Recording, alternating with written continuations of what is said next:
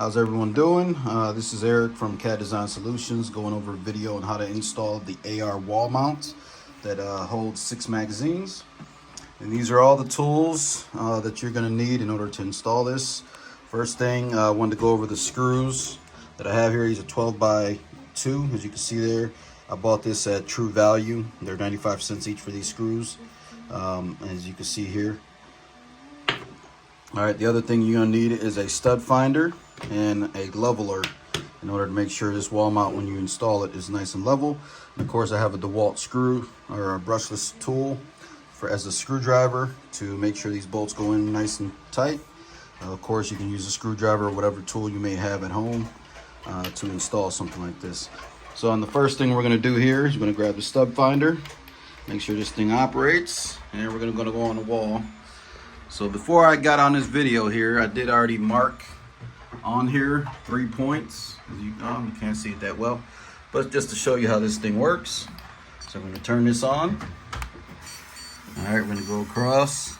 I'm going to start on the side of the wall here. There we go. We got a stud there. I'm going to slide all the way over.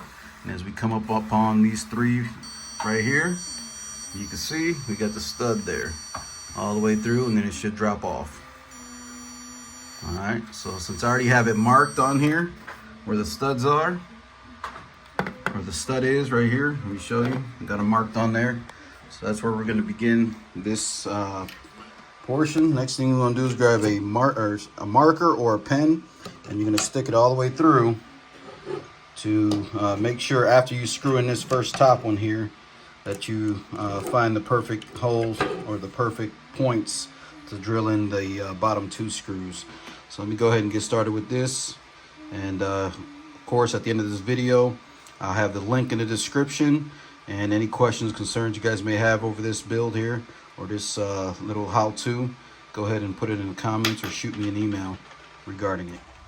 All right, and after you get it mounted up there and you get the bolt all the way through, you can see there, this is still going to be a little bit loose. Don't tighten it all the way because you want it to be able to move around so you can level it.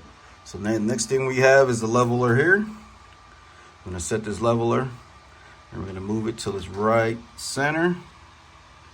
There we go. We are in dead center there. We're going to grab our marker or pen and we're going to mark the area here for the holes, just in case this tries to move. We got the exact spot we need for those screws to go in. So see, it's tightened in. Now let's go ahead and put these 2 screws in. So now that you see we're all said and done, all the bolts are in, everything is nice and tight. So on the wall there, you can see everything is flush.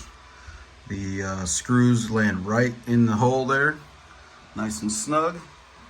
We're going to be going over the 6 Magpul mags. Let me try to focus this in right. Seems like we're losing focus. All right, but these are 6 Magpul mags. Now the files that you can purchase for this wall mount, they come with 3D printable magazines as well. So if you want to print your own mags, you can.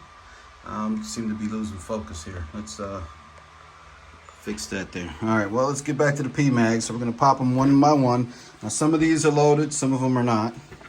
So we're going to start, and we're going to start placing them in here.